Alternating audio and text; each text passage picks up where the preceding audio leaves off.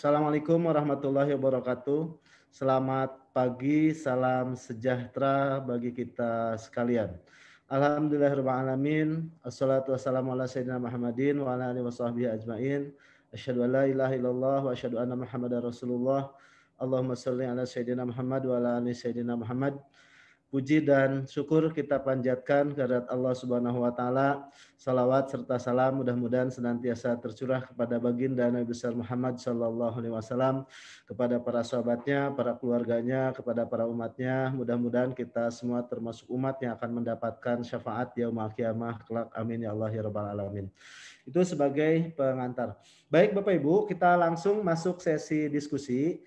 Jadi saya akan langsung menyampaikan yang terkait dengan kebijakan penganggaran bagaimana menurut PP 72 tahun 2019 terkait dengan rumah sakit sebagai organisasi bersifat khusus. Baik Bapak Ibu, ini saya sampaikan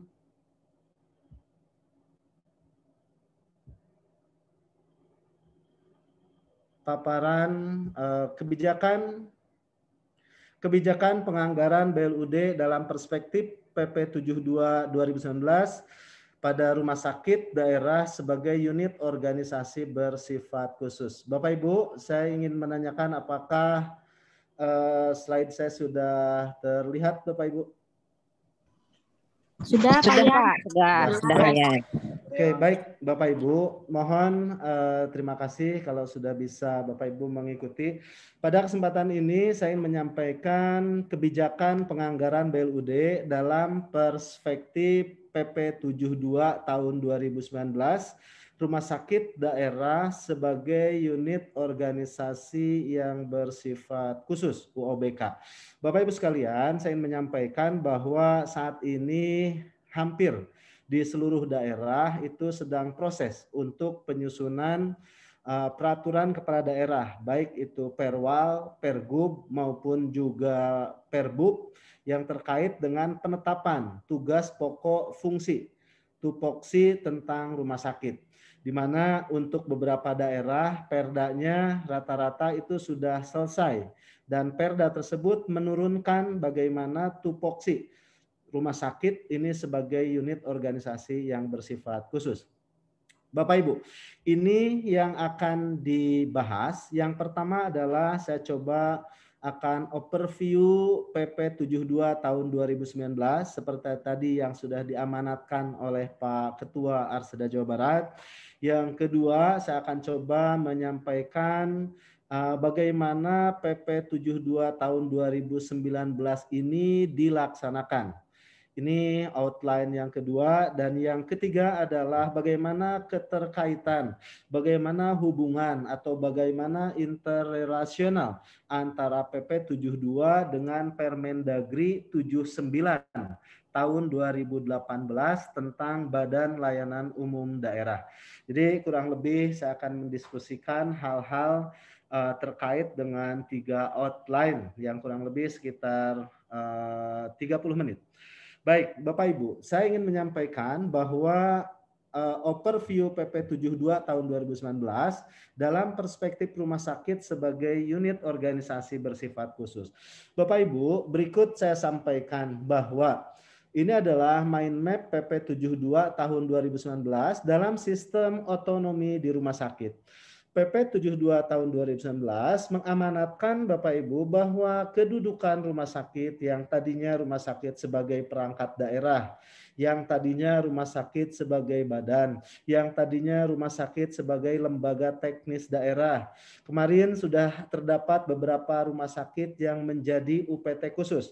Semua nomenklatur itu Bapak Ibu menjadi tidak sesuai karena PP 72 tahun 2019 mengamanatkan bahwa nomenklatur rumah sakit daerah disebutnya adalah UOBK atau unit organisasi yang bersifat khusus.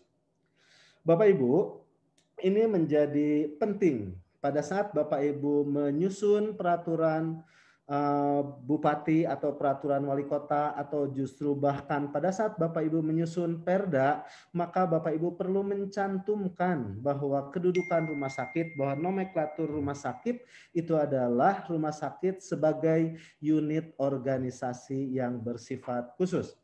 Bapak Ibu sekalian, apa unit organisasi yang bersifat khusus atau UOBK? UOBK itu Bapak Ibu adalah unit fungsional, bukan unit struktural. PP 72 mengamanatkan ada unit fungsional yang memberikan pelayanan profesional. Berikutnya adalah bahwa UOBK itu Bapak Ibu dipimpin oleh seorang direktur. Dan Bapak Ibu pada pasal 95 di sana diamanatkan bahwa seorang direktur pada rumah sakit kelas A atau kelas B itu adalah eselon 2B atau pejabat tinggi pratama, jabatan tinggi pratama atau JPT. Nah, ini Bapak Ibu yang diamanatkan dari PP 72 terkait dengan rumah sakit sebagai unit organisasi yang bersifat khusus, UOBK nomenklaturnya. Saya ingin menyampaikan Bapak Ibu, kepada siapa rumah sakit bertanggung jawab atau bagaimana kedudukan rumah sakit. Maka Bapak Ibu, pada saat kita menyusun peraturan kepala daerah itu yang terkait dengan penetapan rumah sakit sebagai OBK, maka di situ disampaikan bahwa amanat PP 72 tahun 2000 72 tahun 2019 adalah bahwa rumah sakit bertanggung jawab kepada Kepala Dinas Kesehatan.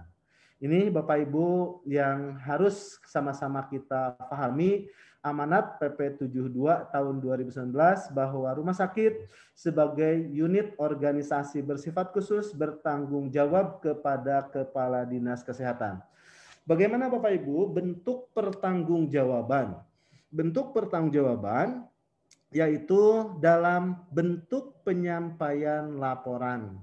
Bapak Ibu silahkan dipelajari lagi. PP 72 tahun 2019 mengamanatkan bahwa Direktur Rumah Sakit bertanggung jawab kepada Kepala Dinas Kesehatan atau yang membidangi urusan kesehatan.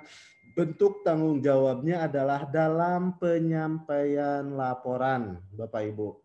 Penyampaian laporan apa yang disampaikan adalah penyampaian laporan pengelolaan keuangan, penyampaian laporan pengelolaan barang milik daerah, dan penyampaian pengelolaan kepegawaian. Jadi itu Bapak Ibu amanat daripada amanat. Bentar Bapak Ibu, ini ada yang bergabung lagi 4 orang karena saya juga merangkap sebagai host, jadi saya admit dulu teman-teman yang baru bergabung.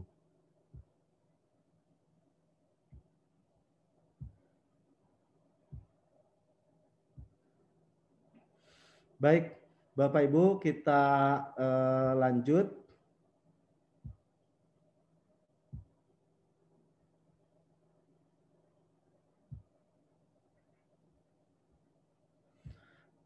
Ini Bapak Ibu, jadi bentuk pertanggungjawaban itu adalah dalam bentuk penyampaian laporan.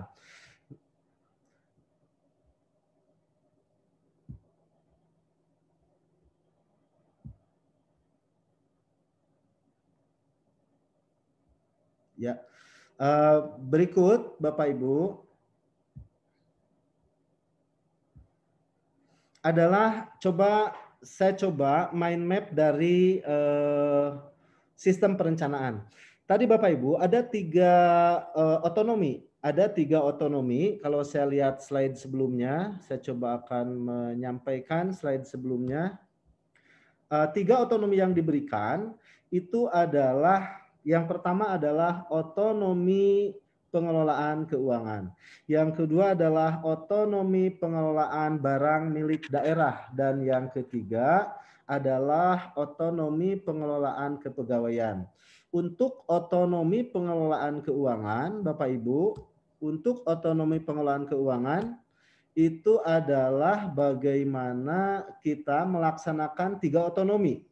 Otonomi pengelolaan keuangan itu terdiri dari 3 otonomi. Yang pertama adalah otonomi pengelolaan otonomi perencanaan dan penganggaran, yang kedua adalah otonomi pelaksanaan anggaran, dan yang ketiga adalah otonomi di dalam pertanggungjawaban. Ini Bapak Ibu, saya coba perlihatkan lagi secara detail bagaimana 3 otonomi pengelolaan keuangan, karena nanti 3 otonomi inilah yang akan kita bahas dalam otonomi perencanaan. Berikut Bapak Ibu, saya ingin menyampaikan bahwa otonomi pengelolaan keuangan itu terdiri dari 3 otonomi. Saya sampaikan ulang, yaitu otonomi perencanaan dan penganggaran, otonomi pelaksanaan anggaran, dan otonomi pertanggungjawaban. Nah, Bapak Ibu, ini adalah bentuk daripada otonomi pengelolaan keuangan. Kalau otonomi pengelolaan barang milik daerah, otonomi pengelolaan barang milik daerah, direktur selaku kuasa pengguna barang. Otonomi yang diberikan adalah di dalam otonomi pengelolaan barang dan otonomi penatausahaan barang. Otonomi pengelolaan barang itu dari mulai merencanakan sampai menatausahakan. Sedangkan otonomi penatausahaan itu dari mulai mencatat, membukukan, dan sampai melakukan pemusnahan. Ini adalah otonomi pengelolaan barang. Untuk otonomi pengelolaan kepegawaian, maka direktur itu mengusulkan membuat usulan untuk pengangkatan, pemindahan yang disampaikan kepada PYB. Siapa PYB? PYB adalah pejabat yang berwenang. Jadi nanti Bapak Ibu di dalam pengelolaan atau otonomi kepegawaian, direktur membuat usulan kepada PYB, pejabat yang berwenang, yaitu Sekda, Sekretaris Daerah, itu untuk melakukan proses penetapan yang ketetapannya ditandatangani oleh PPK, yaitu Pejabat Pembina Kepegawaian. Jadi itu Bapak Ibu otonomi pengelolaan kepegawaian. Bapak Ibu, saya coba menyampaikan sedikit yang terkait dengan otonomi pengelolaan keuangan. Saya spesifik khusus bagaimana otonomi perencanaan. Bapak Ibu, sudah terlihat bahwa di dalam otonomi perencanaan, maka RKA rumah sakit itu disampaikan kepada TAPD.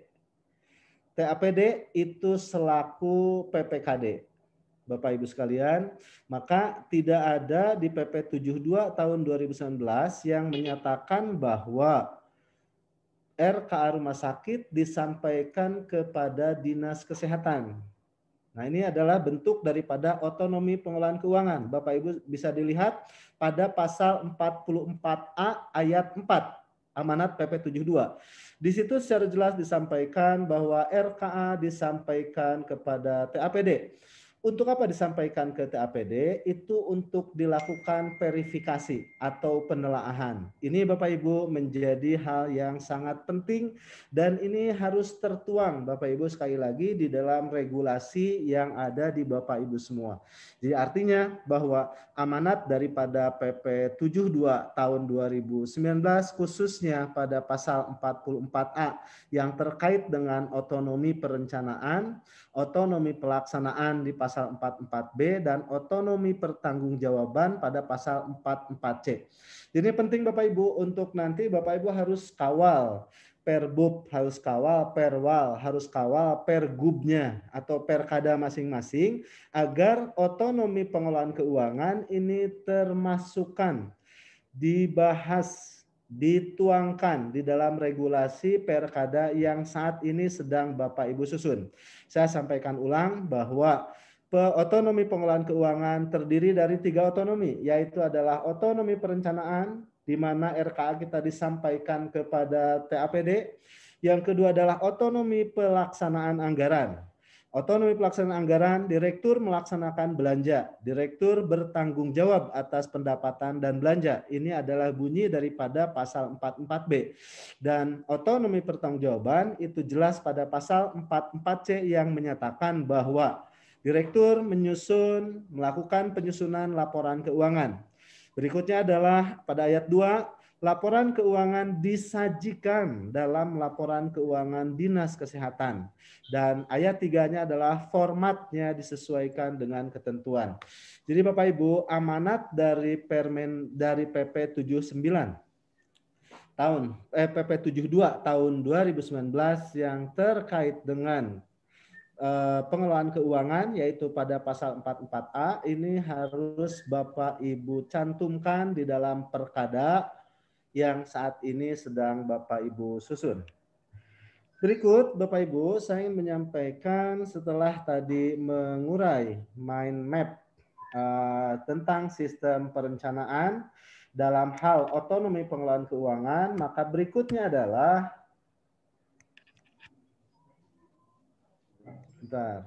mohon maaf Bapak Ibu, ini belum bisa next slide.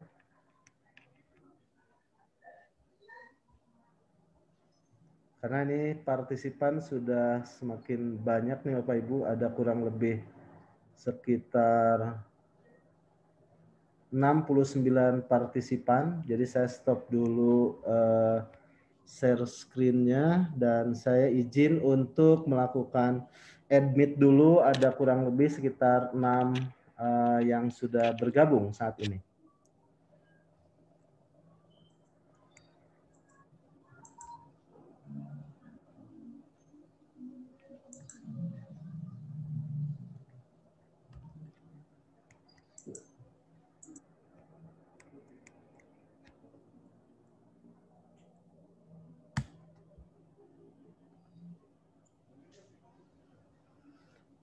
Bapak Ibu, saya izin dulu admit karena ini ada 7 partisipan yang baru bergabung. Jadi saya izin dulu untuk melakukan teman-teman. Ada beberapa yang baru bergabung dari Rumah Sakit Liga Jati, ada dari Rumah Sakit Karawang,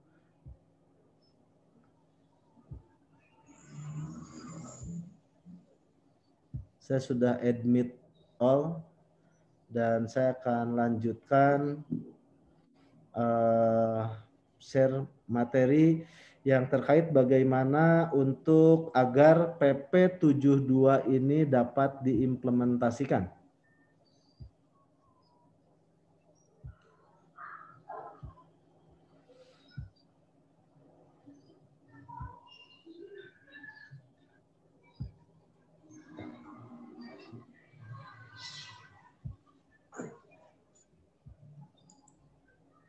Baik Bapak Ibu, ini slide yang barusan terakhir. Jadi tadi juga saya menyampaikan kembali kepada yang teman-teman yang baru bergabung, amanat daripada PP 72 tahun 2019 bahwa rumah sakit sebagai unit organisasi bersifat khusus mempunyai 3 otonomi, yaitu pengelolaan keuangan, pengelolaan barang milik daerah, dan pengelolaan kepegawaian. Untuk pengelolaan keuangan dibagi menjadi 3, yaitu otonomi di dalam perencanaan, otonomi di dalam pelaksanaan, dan otonomi di dalam pertanggungjawaban. Saya sampaikan ulang bahwa rumah sakit sebagai UOBK itu bertanggung jawab kepada Kepala Dinas Kesehatan dalam bentuk penyampaian laporan.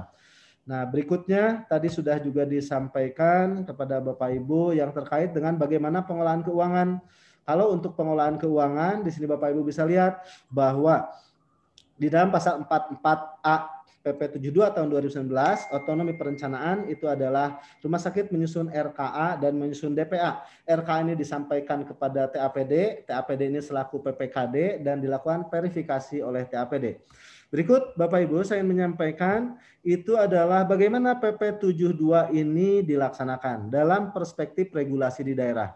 Bapak Ibu, ini adalah peta yang disampaikan oleh Arsada yang terkait dengan penerapan PP 18 2016.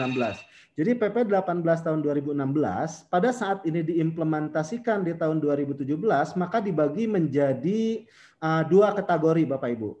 Ada yang sudah langsung menerapkan sebagai UPT khusus, ada juga yang masih status quo, artinya tidak merespon PP 18 2016 sebelum lahirnya Perpres tentang Tahubja. Nah, tata hubungan kerja antara rumah sakit dengan dinas kesehatan. Hanya sampai tahun 2019 Perpres Tahubjanya itu tidak keluar sehingga lahirlah PP 72 nih, PP 72 tahun 2019 yang mengamanatkan rumah sakit sebagai unit organisasi yang bersifat khusus. Bapak Ibu sekalian, amanat daripada PP 18 2016, Bapak Ibu semua, bahwa kita melihat di sini ada dua jenis kategori daripada implementasi PP 18 2016. Yang pertama itu adalah yang sudah menerapkan menjadi UPT khusus, dan yang kedua adalah yang status quo masih sebagai perangkat daerah. Tadi seperti yang disampaikan oleh Pak Ketua. Nah, di dalam penerapan UPT khusus, Bapak Ibu, ada yang sudah diimplementasikan. Jadi langsung mengimplementasikan sebagai UPT khusus mengacu kepada PP 18 2016.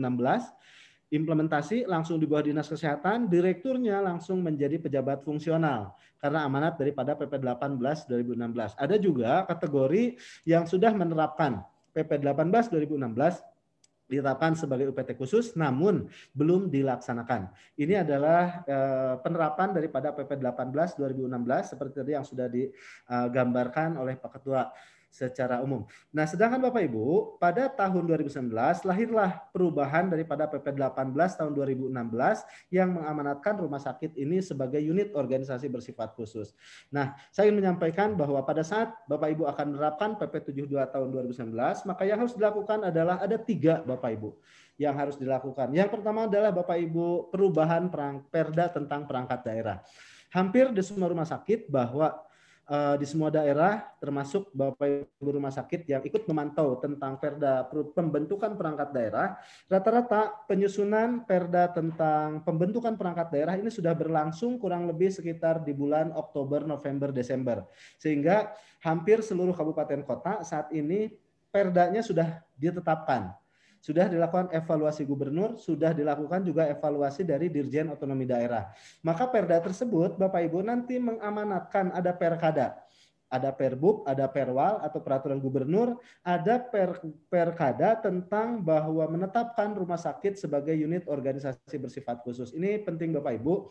Di perdanya kita sudah tercantum rumah sakit sebagai UOBK dan Bapak Ibu harus melakukan proses pengawalan seperti tadi yang sudah diamanatkan oleh Pak Ketua bahwa ada perkada tentang rumah sakit sebagai UOBK dan 3 Bapak Ibu satu lagi yang harus Bapak Ibu kerjakan adalah bagaimana melakukan update pemutakhiran peraturan kepala daerah tentang BLUD. Nah, ini Bapak Ibu yang harus dilakukan oleh Bapak Ibu dalam kerangka bagaimana melaksanakan pekerjaan-pekerjaan di rumah sakit. Bagaimana konstruksi regulasi? Saya menyampaikan, Bapak Ibu harus ada keterkaitan antara perda perangkat daerah yang mengamanatkan rumah sakit sebagai UOBK. Nah, berikut di perkadanya memperjelas kedudukan UOBK termasuk bentuk otonomi dan bagaimana pelaksanaan otonomi, dan yang terakhir adalah konstruksi regulasi yang harus dibuat tentang regulasi BLUD-nya itu sendiri. Jadi Bapak Ibu harus menyesuaikan 3 regulasi ini dalam waktu yang relatif Bapak Ibu harus bisa dikerjakan selama triwulan 1 ini agar supaya Bapak Ibu bisa menjalankan rumah sakit ini secara benar, secara akuntabel sesuai dengan regulasi yang ada. Bapak Ibu sekalian, bagi teman-teman yang masih perda pembentukan perangkat daerahnya belum selesai, maka ini kurang lebih guideline. Pertama Bapak Ibu, harus terdapat klausul di dalam perda tersebut yang mencantumkan bahwa rumah sakit bukan UPT khusus, bukan UPT biasa, tetapi rumah sakit sebagai unit organisasi yang bersifat khusus. Ini Bapak Ibu harus betul-betul klausul ini dituangkan dan secara eksplisit, jelas. Karena ini adalah amanat daripada PP 72 tahun 2019. Berikut Bapak Ibu harus mengamanatkan bahwa pengaturan UOBK, rumah sakit sebagai UOBK itu diatur lebih lanjut dengan peraturan kepala daerah. Sehingga ada perdanya, di dalam perda terdapat klausul rumah sakit daerah sebagai UOBK. Nah, juga terdapat klausul di dalam perda bahwa pengaturan lebih lanjut UOBK itu diatur dengan peraturan kepala daerah, baik itu perwal, perbub maupun juga perbub. Mengamanatkan Bapak Ibu konten daripada PP 72 2019 tadi yang bagaimana otonomi pengelolaan keuangan, bagaimana otonomi pengelolaan barang milik daerah, bagaimana otonomi pengelolaan kepegawaian, itu semua harus Bapak Ibu kawal. Bapak Ibu harus cantumkan secara detail konten daripada PP 72 di dalam perkada yang saat ini sedang Bapak Ibu susun.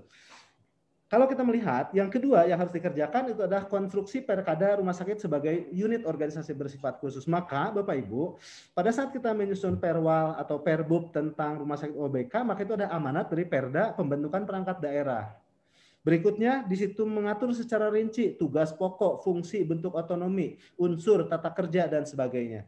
Dan yang tidak kalah penting yang harus Bapak Ibu cantumkan di dalam Perkada Rumah Sakit OBK adalah pelaksanaan otonomi. Bagaimana hubungan dengan Dinas Kesehatan, bagaimana hubungan dengan PPKD, bagaimana hubungan terkait dengan BKPSDM misalnya untuk otonomi kepegawaian. Itu semua perlu Bapak Ibu cantumkan secara jelas, perlu Bapak Ibu cantumkan secara detail di dalam peraturan kepala daerah terkait dengan rumah sakit sebagai UOBK.